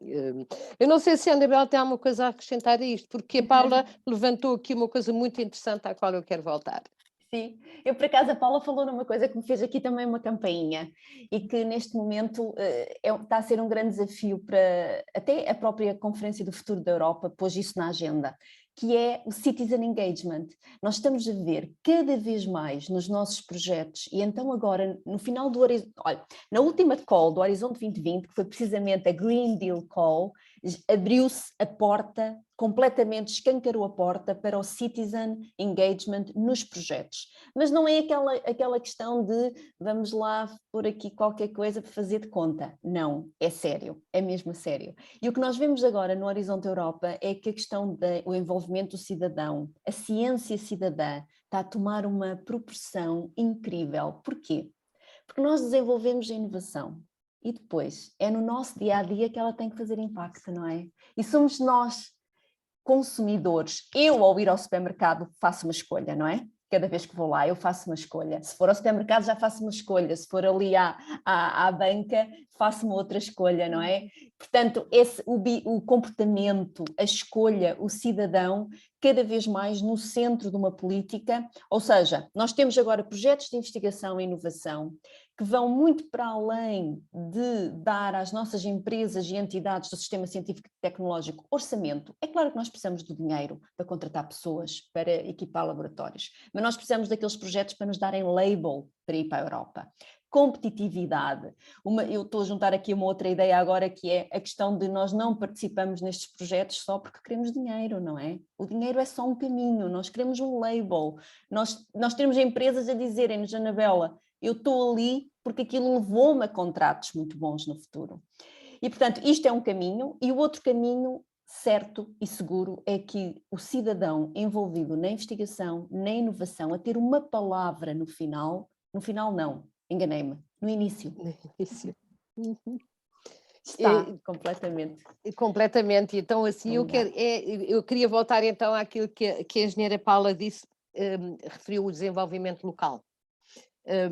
E agora queria alargar isto um bocadinho mais, mas estejam à vontade, se vamos só incidir no desenvolvimento local, mas ainda em termos de políticas europeias, há uma coisa que é a Estratégia Regional da Especialização Inteligente. Que papel pode ter e que resultados pode ter esta estratégia, precisamente no desenvolvimento local, mas depois também em tudo aquilo que temos vindo a falar? Olha, eu vou começar assim ao nível mais macro. Desde logo, a estratégia de especialização inteligente pode dar-nos uma indicação de quais é que são os grandes potenciais daquela região, não é? E lá está, quando se faz até políticas na área da contratação, não é? Deve-se ter isso em conta. Eu costumo dizer, se eu tenho por exemplo, vamos pensar, a área da construção, eu devo perceber, se vou fazer um edifício, ou até uma área para ser utilizada pelos cidadãos, quais é que são os potenciais fornecedores que eu tenho ali na região, o que é que eles me podem oferecer?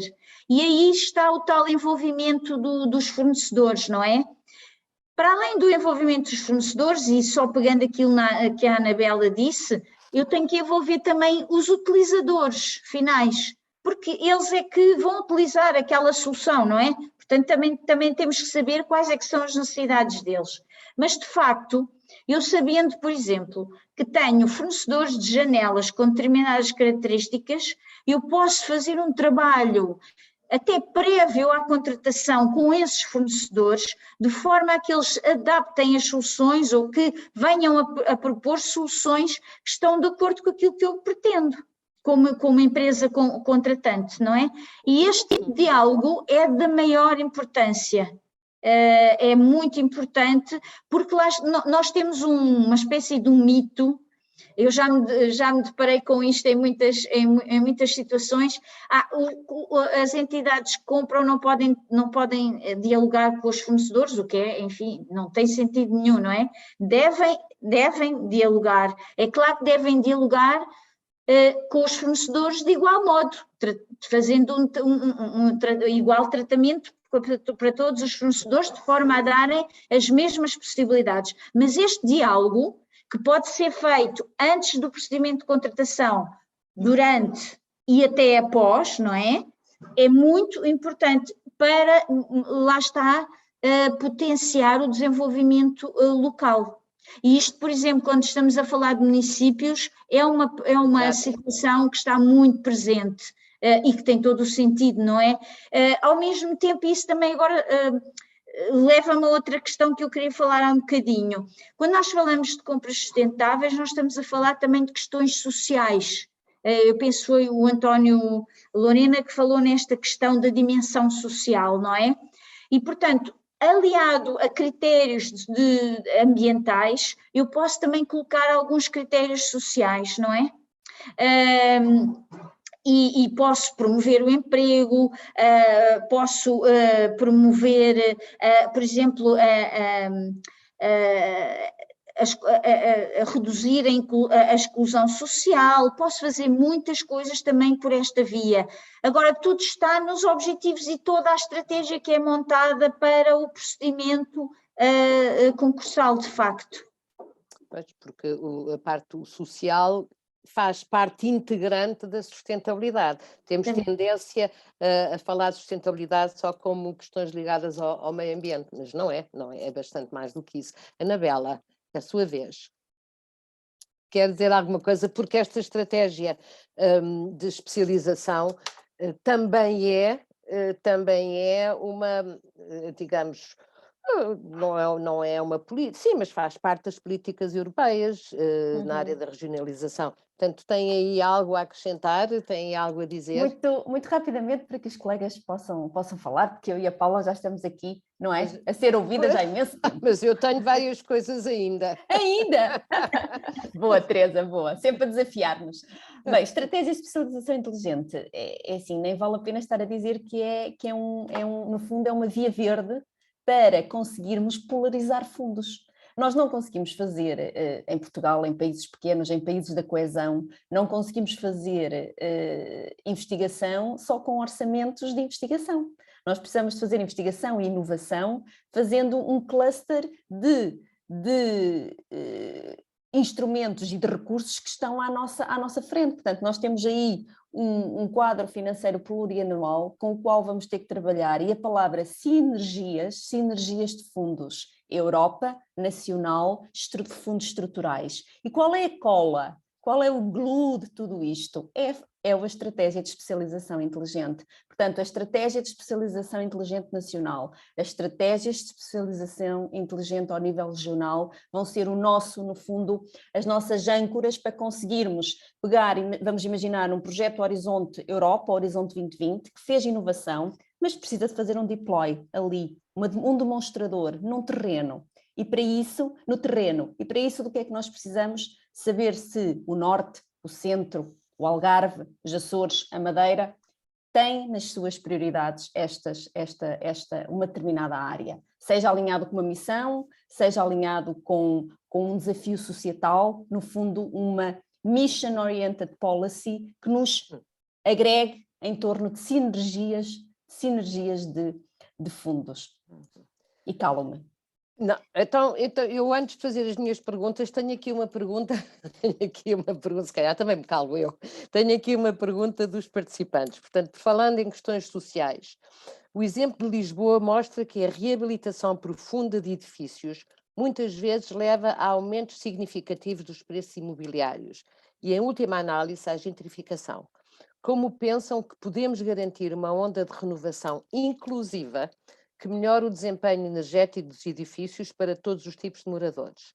Isto era para o António, mas também pode ser para todos, porque como a Paula falou, e muito bem nos aspectos sociais, não estava previsto o António ou a engenheira Rita Moura participarem, mas eu acho que é uma excelente oportunidade para ambas participarem nesta discussão. António, quer ou não, Paula, comecemos pela Paula. Sim, comecemos pela Paula, sim.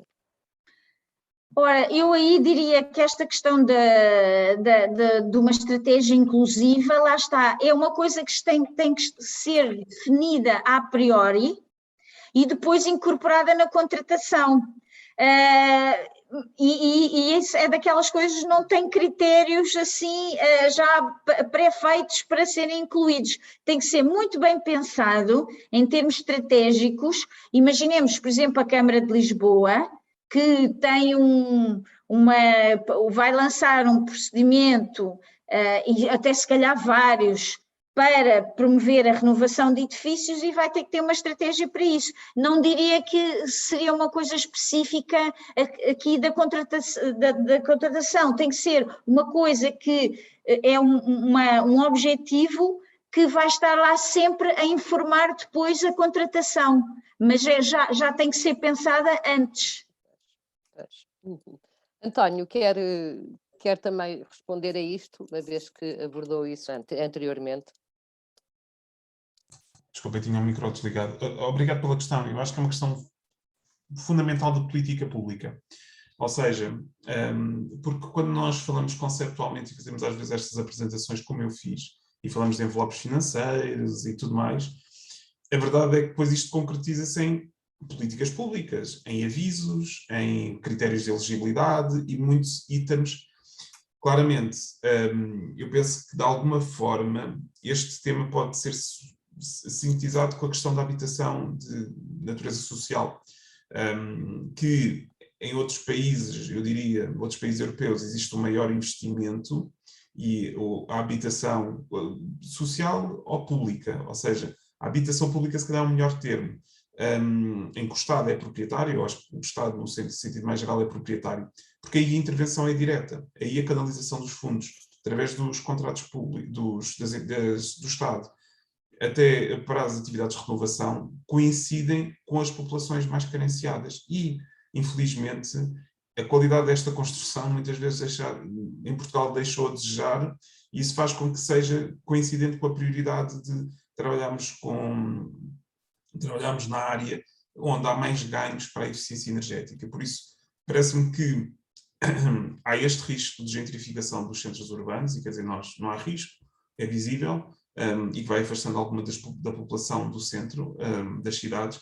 Por outro lado, também se não fosse isso, provavelmente não teríamos essa renovação. Se não houvesse algum interesse imobiliário, se calhar não teríamos essa capacidade, não tínhamos esse fluxo de dinheiro. Por isso, se calhar temos que saber viver com isso e compensar com estas intervenções através da habitação pública.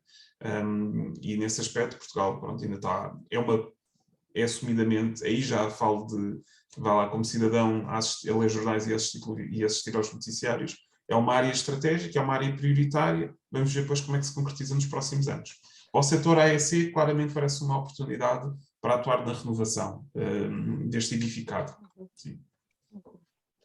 Pois, já agora posso também acrescentar. Claro que sim.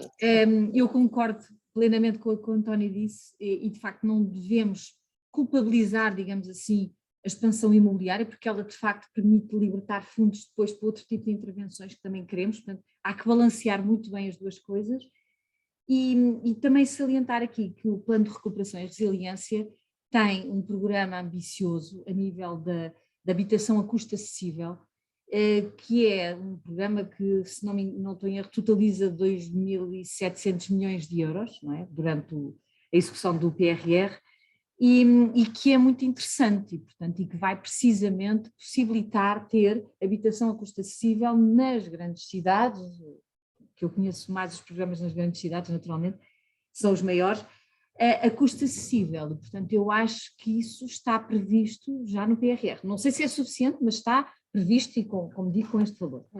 Depois, eu acho que associado a isto, há outras derivadas em que podemos atuar, e acho que são muito interessantes, e que são estes novos conceitos que se geram, e que tem muito a ver com a Bauhaus, a New European Bauhaus, que também que tem a ver com estes novos conceitos de condomínios, de co-housing, co-living, em que todos participam, digamos, no condomínio e contribuem, e com isso conseguem, enfim, com a sua prestação, os próprios habitantes podem prestar serviços ao seu condomínio e de alguma forma reduzir esse tipo de encargos, e portanto, e também utilizar espaços comuns de forma, a reduzir o custo da habitação. E, portanto, eu sou otimista e eu estou um bocadinho positiva em relação ao atrair pessoas mais novas para as cidades, pessoas com menos possibilidades financeiras. Estou positiva e espero que esse tipo de iniciativas se intensifiquem. Obrigada, Engenheira Rita Moura. Então, deixe-me passar para os 2 últimos pontos aqui que me faltam. O primeiro é as PMEs, porque as PMEs são excessivamente importantes neste setor, não é? Bem, em muitos outros, fazem parte, a maior parte do tecido económico europeu são PMEs e em Portugal também. A União Europeia publicou uma estratégia para as PMEs, dentro da estratégia industrial, foi há pouco mais de um ano, identificou uma grande variedade de ações para apoiar as PMEs em termos de capacitação e apoio à transição sustentável e digital, redução do peso regulamentar e acesso ao mercado e melhorar o acesso a financiamentos. Isto tudo a ser implementado em 2020. Era o que estava na estratégia. Entretanto, houve a pandemia, evidentemente, mas onde estamos, Anabela, onde estamos aí? Houve programas de financiamento, foram identificados ou foram aplicados para a inovação nas PMEs, ou não só nesta área, mas de uma forma geral. Já sabemos que há aqui muitos entrosamentos. Ora, diga-nos. Claro, Teresa. É assim, aquilo que eu posso dizer de uma forma bastante sucinta é que, de facto, nos programas de financiamento de investigação e inovação ao nível europeu, e depois que é muito traduzido também no nacional em diferentes medidas, é que há um enfoque cada vez mais nestes projetos que são chamados multi-ator, onde as PMEs têm um papel fundamental.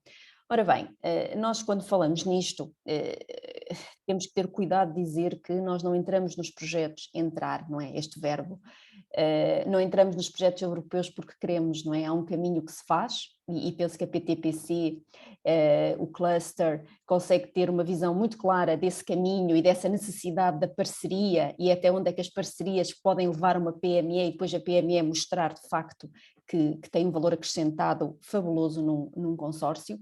E o que nós vemos são entidades e estruturas como a Enterprise Europe Network em Portugal, que é formada por várias instituições e que pode de alguma forma ajudar, tem vários work programs, vá lá, e que pode ajudar PMEs, startups, no fundo, a liderarem os seus processos de inovação, seja na digitalização, seja na área da sustentabilidade, seja mesmo na questão do gender issue. Nós tivemos neste momento um concurso ao nível europeu, no European Innovation Council, portanto extremamente competitivo, em que foram distinguidos 50 projetos para Human Tech, Deep Tech Technologies, e tivemos duas empresas portuguesas lideradas por mulheres que foram distinguidas nessa Human Tech, de Deep Tech Technologies. Aquilo que nós vemos é, de facto, uma participação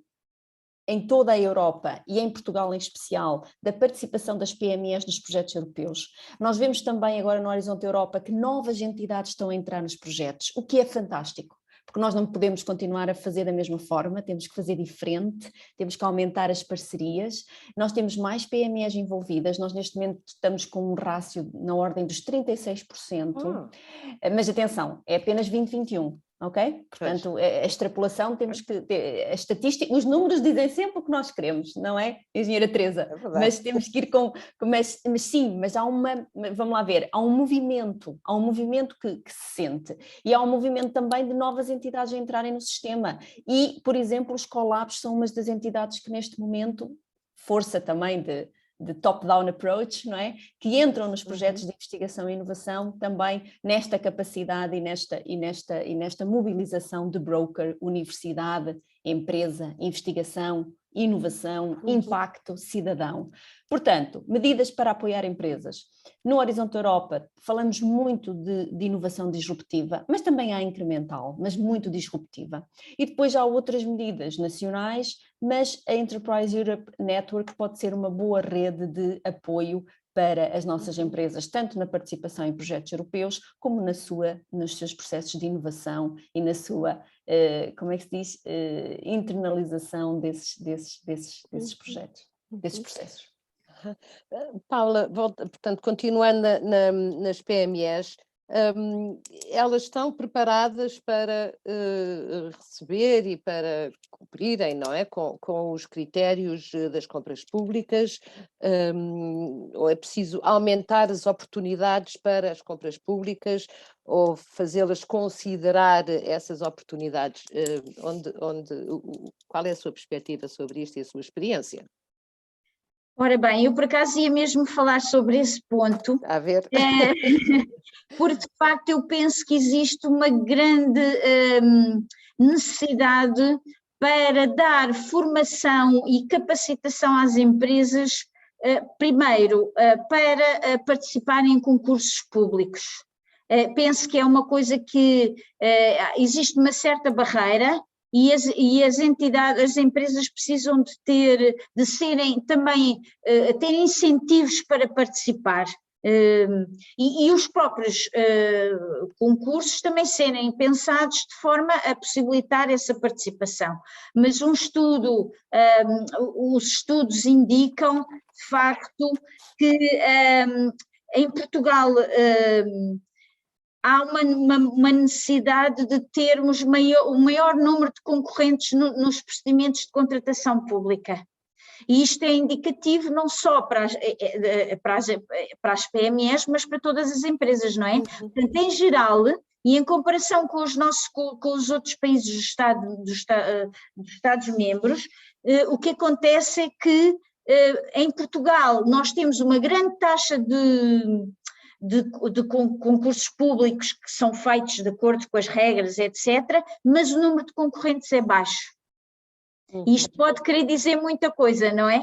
Por um lado, uma excessiva especificação, que leva a que, no fundo, depois já há pouca concorrência, também uma pouca abertura e um pouco envolvimento de potenciais fornecedores e também temos que ver até como o próprio Sistema Nacional de Compras Públicas, como é que está estruturado, isso é porque as empresas para participarem têm que pagar, não é? Têm que pagar as plataformas, etc. E não é nada fácil.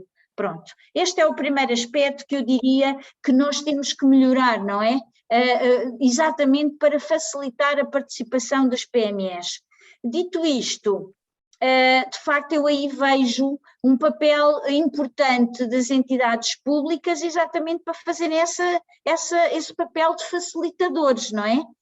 E de levarem a que as entidades até próximas em termos de território sejam capacitadas para isso. Em tempos, por exemplo, a Câmara de Torres Vedras teve iniciativas, infelizmente não na área da construção, para capacitar algumas empresas locais a participar em procedimentos de contratação pública. Portanto, aqui há de facto uma clara lacuna no nosso país. Dito isto, claro que há empresas que conseguem, dentro das compras de inovação, eu tive conhecimento de uma empresa que conseguiu participar em termos internacionais em procedimentos de contratação pública de inovação e, portanto, até viu aí uma oportunidade para conseguir vender os seus produtos inovadores, não é? Mas isto são casos, nós temos mais uma vez que generalizar, não é? Temos que fazer esse trabalho de generalização. Exatamente. A Anabela já falou, portanto, anteriormente sobre os programas que podem estar dirigidos às PMEs e falou de capacitação. Não sei se tem mais se lhe ocorreu mais acrescentar mais alguma coisa ao que disse anteriormente, que é o que a Paula disse. Apenas uma coisa muito rápida que penso que tem que ser do conhecimento de todos, se não é. Portanto, na ANI, um dos serviços que, entre aspas, que fazemos para as PMEs, para as startups, é muito a questão do aconselhamento, no apoio, na preparação das propostas do Horizonte Europa. Temos mesmo algumas linhas que ajudam por exemplo, a preparar uma entrevista, um coaching às empresas para que se possam melhor posicionar quando são chamadas a uma entrevista, quando passam numa determinada fase do European Innovation Council. Portanto, a rede de pontos de contacto nacionais, sejam no âmbito da Portugal in Europe Research and Innovation Network, na PERIN, seja na ANI, especificamente para os pilares 2 e 3, onde nós temos, no fundo, um maior enfoque nas empresas e na colaboração e nos projetos em colaboração. Portanto, esse apoio dos pontos de contacto nacional dirigido, acho que deve ser, acima de tudo, aproveitado, usado e potenciado. E nós estamos cá para isso mesmo. Anabela, como tornar a inovação mais atrativa? E não, portanto, nesta área dos projetos, das compras públicas, como torná-la mais atrativa e que não seja um peso, uma obrigatoriedade. Já sai um bocadinho do contexto, mas já agora. Percebe o que eu quero dizer? Há aqui, às vezes pode ser um peso, e eu calculo que possa ser considerado como tal, mas como tornar isso em algo mais atrativo? É assim, Teresa, todos nós dependemos de um processo de evolução, não é? Seja uma empresa, seja uma pessoa. E portanto, esta evolução também nos permite sentir qual é o momento em que a inovação está infiltrada na empresa, no sentido de ser sentida como uma mais-valia, como o meu valor acrescentado. Nós não vamos lá ver, nós já percebemos, e há muito tempo, que nós não vamos ganhar projetos, nem vamos estar em projetos pela quantidade, não é? Nem vamos ter fábricas, nem vamos entrar na corrida aos semicondutores, porque vamos ter uma grande capacidade de produção. Nós vai ter que ser, se calhar, digo eu, pela diferenciação. E aí a inovação dá-nos esse grau de diferenciação, esse valor acrescentado. Por isso é assim, a palavra peso, pronto, é assim, se nós ainda estamos no momento que pesamos a palavra peso, então ainda não é o momento, não é? Ainda precisamos do PEC Green e muitos PEC Green, 2, 3, V1, V2, alfa, beta, que nos ajudem a interiorizar toda essa capacitação. Mas, honestamente, aquilo que vemos é que já há um grande tecido de ponta empresarial capaz, mas tem que ser, lá está, nós temos que fertilizar este sentimento para outras empresas. Sabemos que não vão ser todas, sabemos isso, mas sabemos que este valor acrescentado tem que ser sentido e visto, lá está, competitividade. Isto não é dinheiro, é muito mais do que dinheiro, não é? É competitividade. Pronto, era só esta pequena... Mas é muito encorajador, muito encorajador. Paula, acha que este foco na sustentabilidade, na inovação, portanto, e em novas tecnologias, podem melhorar a imagem do setor e torná-lo também mais atrativo? Sem dúvida, e penso que existe potencial para isso, e acho, agora juntando também com a pergunta anterior, eu penso que há do ponto de vista das entidades contratantes, tem que haver uma possibilidade de assumir riscos. Porque para nós potenciarmos a inovação temos que assumir riscos, não é? Que nem sempre as coisas vão correr bem, e isso faz parte. E tanto de quem contrata, porque quem contrata pode potenciar a inovação, e deve, como depois de quem participa no procedimento. E, portanto, esta questão é muito importante. É um dos principais fatores que inibem a inovação do ponto de vista da contratação, não é? E portanto, as autoridades públicas são muito aversas ao risco.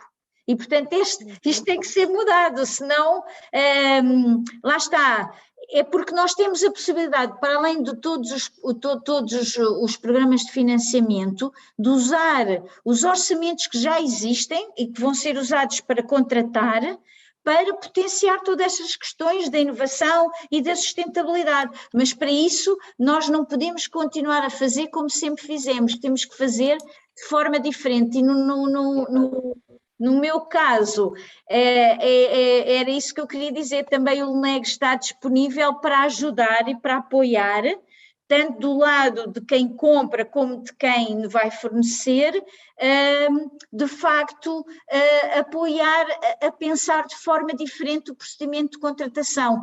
Sei lá, no caso de uma empresa que é fornecedora, conseguir até ter documentação que possa verificar de facto e que por exemplo, que é melhor do ponto de vista ambiental, não é? Isso é muito importante, esse tipo de documentação, mas também custa dinheiro, lá está. E, portanto, as empresas só vão investir nisso se do ponto do outro lado, de quem compra, também estiver disposto a fazer as coisas de forma diferente e a dar importância a essas questões. Pronto, Muito obrigada, Paulo. Eu estava a ver a engenheira Rita Moura a concordar. Quer trazer um apor a estas últimas intervenções, a estes últimos tópicos? Sim, acho interessantíssimo, cada um da sua área, e acabamos por consolidar numa coisa que é muito importante, que é a contratação pública, que de facto restringe as soluções inovadoras e sustentáveis. Estou 100% de acordo com a Paula, porque lá está, é isso mesmo, as entidades públicas são adversas ao risco e tentam passar o risco totalmente para as empresas e, por sua vez, as empresas também não podem assumir esses riscos, porque não é justo que assim seja sequer. E, portanto, há modalidades de contratação pública que se aplicam, por exemplo, no norte da Europa, e eu sei que as coisas no nosso país não correram bem em tempos, mas temos que, de facto, isso tem que se deixar cair e temos que recomeçar, renascer e construir algo em conjunto, entre as empresas, universidades, grandes empresas, pequenas empresas, projetistas, todos têm que colaborar na contratação pública a bem, em prol do bem comum, e temos que nos deixar destes partilhos de regras que se destinam a, digamos, a apanhar, digamos, quem não cumpre, mas no fundo estamos a culpabilizar o justo pelo pecador e, portanto, temos que ser mais abertos e, de facto, renascer. E há modalidades de contratação, o Contract Alliance, por exemplo, em que todos participam, quase como num consórcio em que entra o dono da obra, os projetistas, os empreiteiros, os fornecedores, e que todos participam numa solução que é a melhor solução para todos.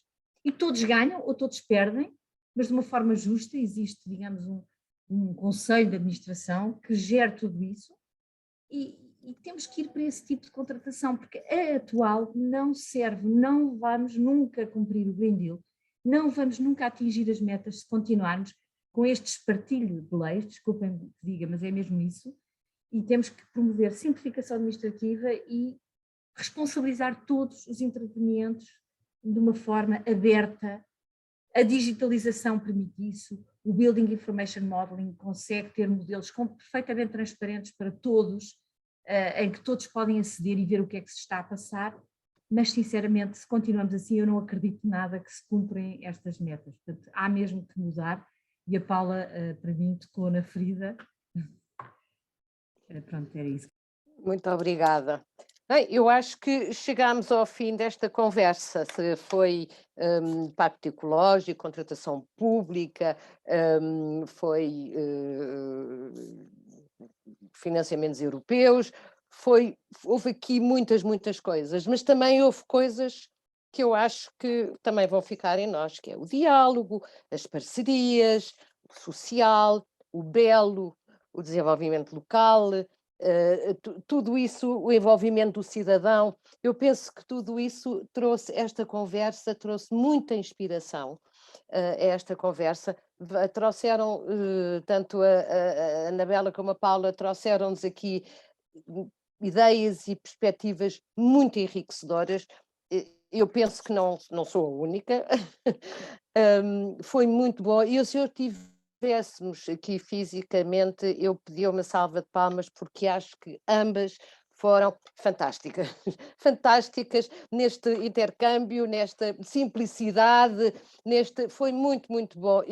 Para mim foi de facto um momento muito, muito bom e muito enriquecedor, e eu agradecia evidentemente à engenheira Rita Moura e ao António Lorena e aos participantes que eu acho que devem ter estado com tanta atenção a esta conversa, que não fizeram perguntas, mas eu também percebo. Eu também fiz demais, se calhar, aqui a minha intervenção. Portanto, eu agradeço-lhes muitíssimo, desejo-lhes um resto de dia muito bom, muito sucesso para a PAC Green.